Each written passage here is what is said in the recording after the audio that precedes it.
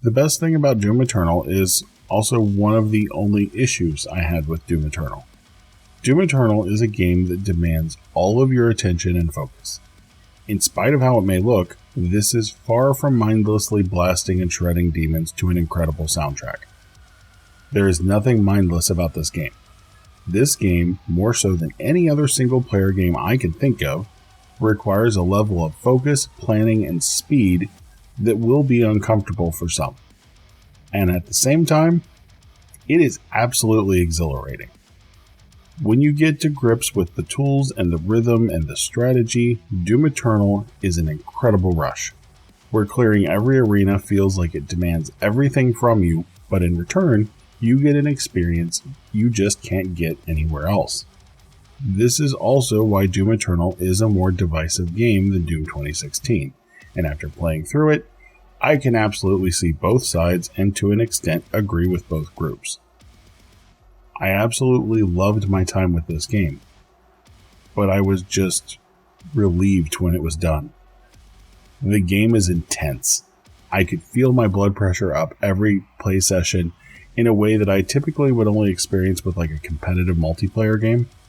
Imagine you're playing a competitive shooter, and you get ambushed, and somehow you survive that initial ambush and you kill the attacker.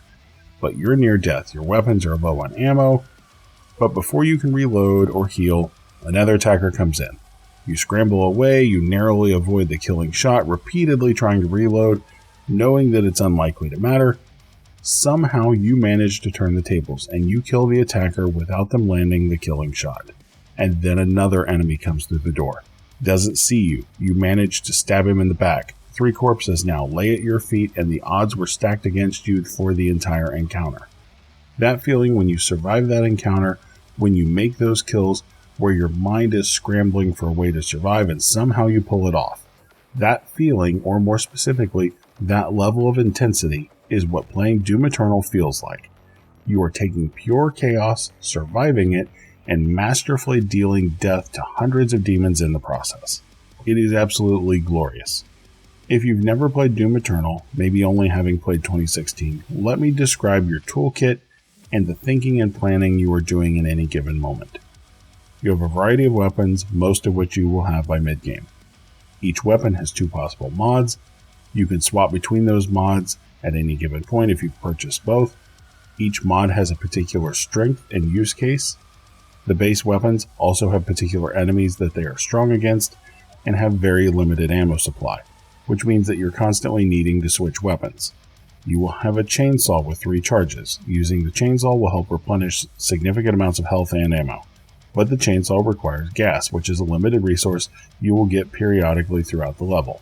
So you are thinking about when to use it. You are also, more so than 2016, trying to decide what enemy to use it on, because the size of the enemy dictates how many charges are used.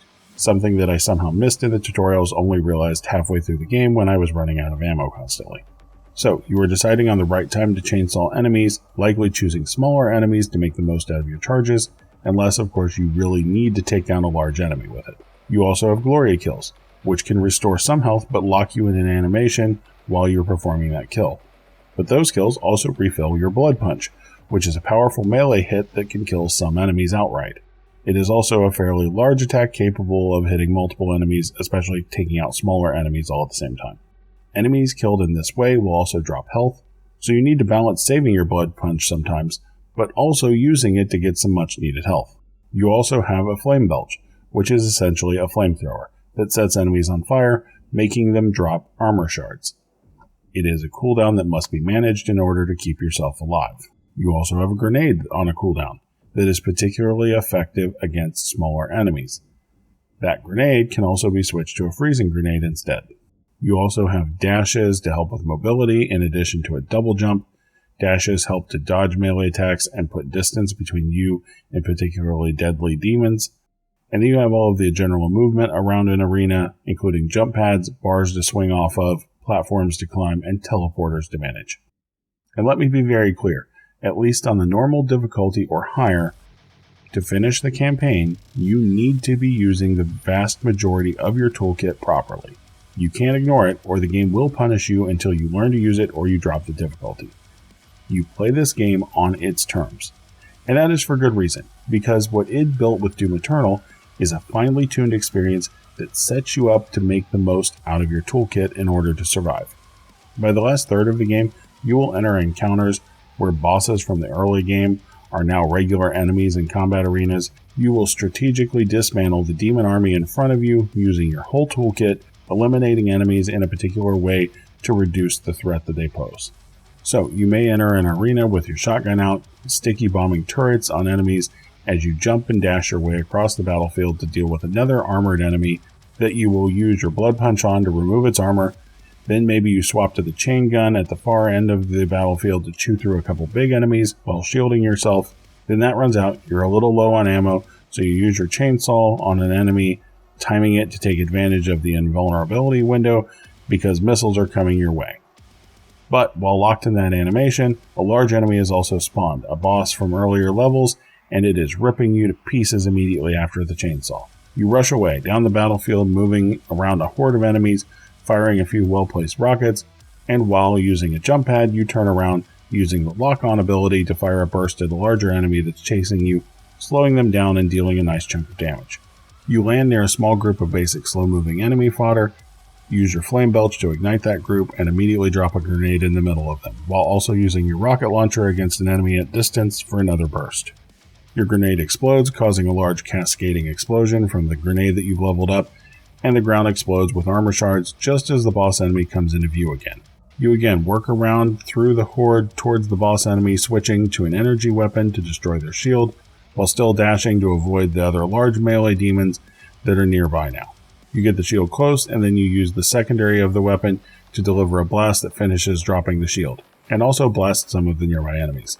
One goes into a phase that you can glory kill, but you need to ignore it now because you have a very limited window to deal with this large enemy that was previously hard enough to be a boss fight. With the shield down, you quickly switch to the super shotgun, targeting a particular area of the enemy, delivering as much damage as you can before that shield comes back up. You destroy the platform, and that prevents the enemy from bringing back up his shield, but he is now far more mobile. Time to move out of range again. Switch weapons as you go, flame belch, glory kill, chainsaw through to replenish resources, but being careful not to use your chainsaw too much. Later, you also get a BFG, which has charges as well as crucible charges, trying to utilize them smartly also in order to not waste them or hoard them. All of that is what you're thinking about during basically every encounter. And as I said, it's exhilarating, but it's also just a lot. You will notice I'm not really talking about story, graphics, or any of the normal stuff that I would cover because, well, the story is serviceable, but it's not why you play this game. The graphics are great, but you also have very little time to enjoy them. What I will say is that the performance is very, very smooth, which is critical because what is really important with Doom Eternal is how it feels to play. That is what matters here, and that is what I'm trying to relay for anyone that has not played this. It is a truly unique experience. You have not played another shooter like this. I can say that with absolute confidence. And I now understand more than ever why so many people are upset about the changes in Doom the Dark Ages. Because more games like Doom Eternal don't exist. They can't just play something else to get that fix. At the same time, while I have not played Dark Ages yet, a slower playstyle absolutely would fit my personal tastes. I found myself comparing 2016 and Eternal regularly throughout my playthrough, and while I really enjoy Eternal and love that it exists, I do find that I preferred 2016 on a harder difficulty a decent amount more. And I have a feeling Dark Ages will align more with my personal tastes, but I could be wrong. That said, I honestly can't help but feel really bad for all of those people that looked at Eternal as the best FPS ever. I can absolutely understand why that is and how terrible it would be to not be able to get any more of this unique experience. As far as negatives, I really only have two. The first, basically I already covered, and that is that this game is intense, and I found that sometimes it was just too much if I was looking to relax. The other thing that I really have to call out is the platforming. This game is like 30% platforming, and I hate platforming in a first-person game. Between every single encounter, it's almost always another platform section with a little light exploration. This platforming can be a little challenging at first, but quickly ended up being just a bunch of jumping back and forth between easy and tedious waste of time. That said, as much as I didn't like those sections, they had to do something. You can't not have a break between these fights. It's bordering on too intense as it is, and if you didn't break those arenas up with something, it would just be way too much. Yet, even acknowledging that I can't think of a better option, I also can't not complain about these sections because I found them totally unenjoyable. Overall though, I really love Doom Eternal. I recommend it to basically anyone, but just keep in mind that this is a demanding game. I would recommend playing it at a time where you're really in the mood for something like this, because it is going to push you. Okay, now it's time to go play something relaxing. If you liked the video, maybe like or subscribe. Thanks for watching. I'll see you for the next one.